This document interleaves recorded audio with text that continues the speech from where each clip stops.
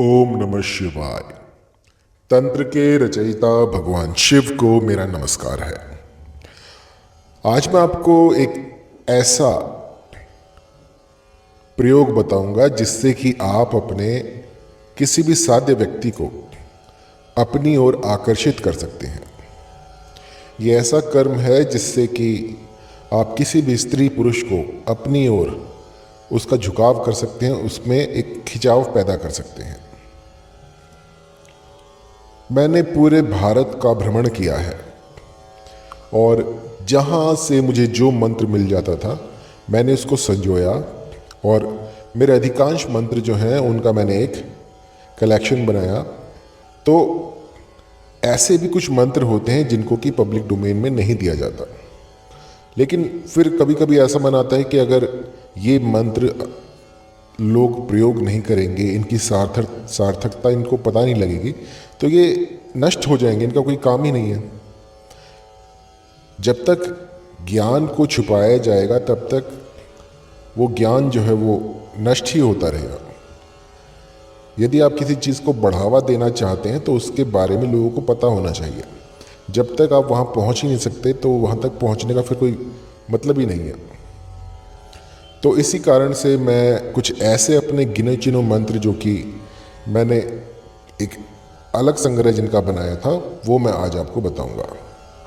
तो ये कुछ ऐसे रसायन होंगे, कुछ ऐसे मंत्र होंगे, कुछ ऐसे उपाय होंगे जो कि पलक झपकते ही काम करते हैं। कुछ ऐसे शाबर मंत्र होंगे जो कि स्वयं सिद्ध हैं। एक बार बोल दीजिए और अपनी आंखों के सामने उसका चमत्कार देखिए। तो बात बहुत पुरानी है। मैं राजस्थान के जोधपुर, बनाड़ इनमें घूमता था। तो यहाँ पर उस समय में काफ़ी बंजारे थे और मैं उनके पास जाकर ये सारी विद्याएं जो है ग्रहण करता था। तो ऐसे ऐसे चमत्कार, ऐसी ऐसी चीज़ें मुझे देखने को मिली जो कि आपको किसी और प्रांत में नहीं मिलेंगी। राजस्थान की भूमि में ही कुछ ऐसा है जो कि अलौकिक है। अभी भी वहाँ पर शक्तियाँ जागृत हैं। मैंने पूरा देश भ्रमण किया है, लेकिन जो सुगंध राजस्थान की मिट्टी की है वो मैंने कहीं और महसूस नहीं की। उस मिट्टी में कुछ ऐसा है कि आप वहाँ पर रहते हैं तभी आप समझ पाएंगे। वहाँ पर सबसे ज़रूरी जो साधना के लिए है वो है एकांत। आपको इतनी दूर दूर तक घर दिखेंगे कि बस पूछे ही मत। एक घर यहाँ पे तो दूसरा 10 किलोमीटर पे, तो इतना गैप होता है घरों में। अब मैं सिटियों की बात नहीं कर रहा जैसे जयपुर हो गया या फिर जोधपुर की मेन सिटी होगी, नहीं। मैं बात कर रहा हूँ कुछ ऐसी जगहों की जहाँ पर की साधना बहुत ही सरल तरीके से की जा सकती है। पहाड़ है, पहाड़ों पर आप जाइए और साधनाएं कीजिए। तो वहाँ पर एक जगह है भानगढ़। भानगढ़ में एक ऐसे तांत्रिक थे जिन्होंने कि पूरे एक शहर को जो है बर्बाद कर दिया था। तो ऐसी विद्या सोचिए कैसे कैसे लोग उस समय पर रहे होंगे, किस तरह की विद्याएं होंगी, और वो सब लुप्त हो चुकी हैं। तो ऐसा ना हो इसलिए मैं आज आपको ये उपाय बता रहा हूँ। ये कर्म जो है इसको बरसात में किया जाता है। सावन के महीने में इस प्रयोग को किया जाता है। आपको क्या करना है कि कहीं से भी आपको काली गुंजा एकत्रित करनी है। राजस्थान में से चिरमी कहते हैं। चिरमी ये अनेकों रंग की होती है, सफ़ेद होती है, लाल होती है, काली होती है। तो इन तीनों का अपना एक महत्व है। जो काली गुंजा होती है वो माँ काली का रूप होती है, और जो लाल गुंजा होती है वो माँ भगवती का, माँ लक्ष्मी का रूप होती है, और जो सफ़ेद गुंजा होती है वो माँ सरस्वती का रूप होती है। तो पहले के ज़माने में लोग इससे सोना तोलते थे, और सोना तोलने से पहले ये जो बीज हैं ये इतने महंगे आते थे कि सोना भी इनको खरीद नहीं पाता था। जैसे जैसे इनकी कल्टीवेशन हुई और ये बढ़ोतरी हुई इनमें, तो लोग इनका प्रयोग भूल गए।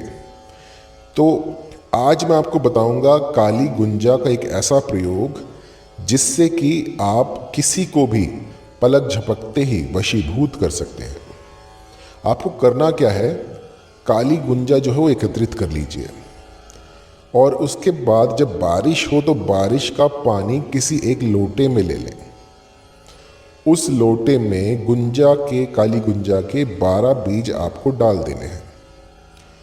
एक दिन के लिए उन बीजों को वहीं पर रहने दें और उसके बाद आपको वो बीज वहाँ से निकालकर लगा देने हैं। लगाने के बाद जो है आपको उस साध्य व्यक्ति का नाम लेना है और कहना है कि मुझे इस स्त्री से प्रेम हो गया है और ये मेरे वश में हो जाए, या फिर जो भी आप यहाँ पे अपना जो भी मनोरथ हो वो स्पष्ट कर सकते हैं कि इस स्त्री का या इस पुरुष का मुझसे प्रेम हो जाए, और एक एक बीज लगाते जाएं। ये 12 बीज आपको लगा देने हैं और देखें सबसे पहले कौन सा बीज जो है वो अंकुरित होता है। जैसे जैसे ये बेल बढ़ेगी वैसे वैसे आपके साथी के मन में चटपटी लगेगी और ऐसी चटपटी होगी कि वो सब कुछ भूलकर बस आप ही का हो जाएगा। इतना प्रभावी, इतना तीव्र असर करने वाला ये प्रयोग है जो कि आप देखते देखते हैरान हो जाएंगे। जैसे जैसे बेल बढ़ेगी वैसे वैसे सामने वाला आसक्त हो जाएगा, सामने वाला भूख प्यास भी भूल जाएगा, बस 24 घंटे आप ही की माला जपेगा। और ये इतना प्रबल होता है कि सामने वाला जो है उसे और कुछ नहीं दिखता। और इसको करना बड़ा ही सरल है। इसे आप कहीं पर भी कर सकते हैं, अपनी गार्डन में लगा लीजिए, किसी ऐसी जगह पर लगा दीजिए जहाँ की मिट्टी थोड़ी अच्छी हो। तो जैसे जैसे ये बेल बढ़ेगी यूँ समझिएगा कि आपके जो रिलेशन है वो भी फल फूल रही है।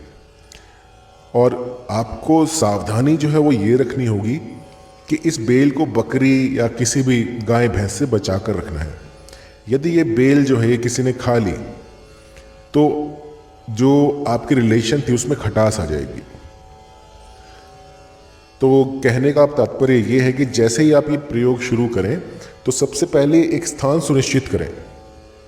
उस स्थान पर इस काली गुंजा का पेड़ लगाएं, जो बेल होगी वो लगाएं।